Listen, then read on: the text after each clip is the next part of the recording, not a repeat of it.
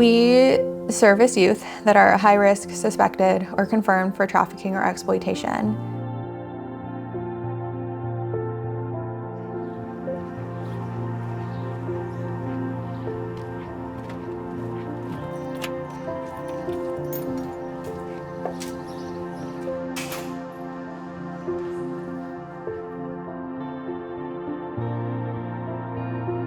When I get a referral, what I'm trying to understand from them is what made them think exploitation, what made them think trafficking, what made them think Love 146. What grade is this student in? This is 6th grade. 6th, okay. You have called the right place. I'm definitely concerned that I'm hearing disengagement. I'm hearing that the student is talking to people they don't know online. They're sending potentially inappropriate images to these people. So I just want to make sure that we get in front of them for a rapid response.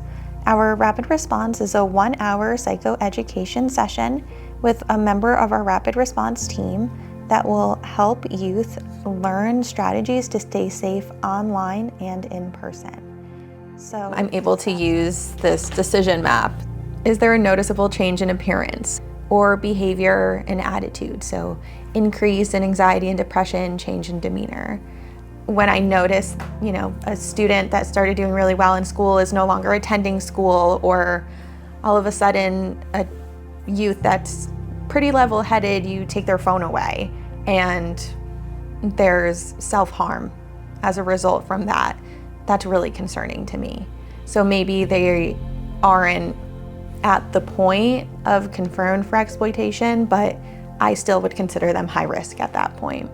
Has the child utilized social media, apps, gaming systems, or dating sites to engage in behaviors associated with human trafficking? I see that checked off so much. There is just so much out there right now that is not safe for youth and is marketed towards youth.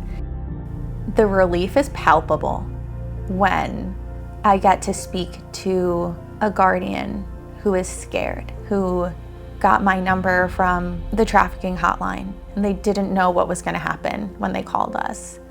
And when I'm about to hang up the call and tell them, like, okay, I'm going to walk with you now.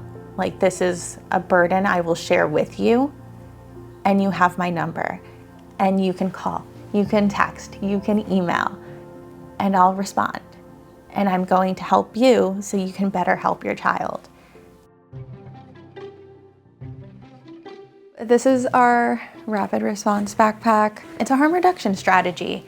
We include items that might give a youth a moment of peace. We include tons of resources. We include hotlines. I like to tuck them into the coloring books just because it's more discreet. So it's a little bit of a nicer way for a youth if they want to keep it in their bag or take the coloring book with them. No one has to know that they have their hotlines with them. But if they need them, then they have them, or they can share them with someone else. We also include a blanket. It's a really soft blanket. It's nice, it's cozy. If there was something I would want a youth to know when they're opening up these backpacks, it's just how much love and how much joy is going into each one of these, which is packed by myself or a member of our rapid response team, and sometimes volunteers. When volunteers get together and pack backpacks, there's so much light in the room. There's so much joy, there's so much laughter. Socks and gloves, silly putty, hand sanitizer, chapstick, a stress ball, and a snack. Youth shared with us the items that they wish they had when they were missing from care. Youth shared with us that they were hungry, so we put snacks in the backpacks. And then last but not least is the bear.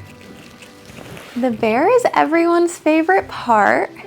One of the most impactful things that I hear from our rapid response team is when they pull the bear out. And a youth that has been a victim of exploitation, has had some tougher experiences, they see the bear and my gosh, they just melt. They just felt. They love the bear. The other day I heard a story. A member of our rapid response team, she gave a youth a bear and immediately took it, hugged it, gave the bear a name. We've chosen the best bears. The bears have auditioned to be in this backpack. And we put the bear right up top so that when our rapid response team member meets with a youth, the first thing that youth sees when they open the bag is the bear. The hope is that we can just get in front of a youth, a child, a young person, and say, we're here for you.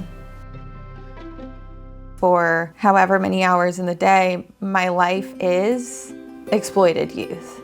My life is reading stories about violence, about trauma, about victimization. I come to this work from like a lot of privilege. Like I open these referrals at a time when I'm feeling physically safe. I'm feeling emotionally safe when I read these referrals. And I know that perhaps the youth I'm reading about isn't feeling that way right now. You know, is the youth that is missing from care right now, like, what are they doing? Are they safe? Are they well?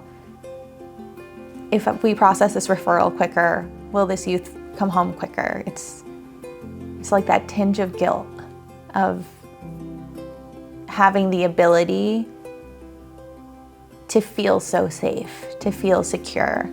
And I think ultimately, like, that's what motivates me. And that's what keeps me going. And that's the reason why every day, like, I open my email and I open my laptop and I do it all over again. Because I know that what we're doing is good work and can make a positive difference.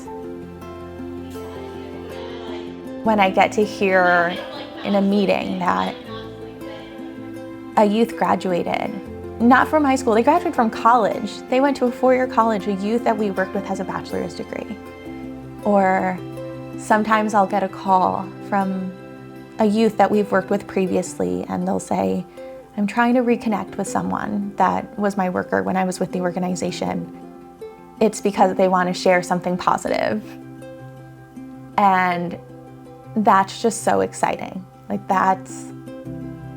it's the best feeling. It's like indescribable to like, even years after a client is no longer working with our organization, they accomplish something and they think, you know, who wants to hear about this?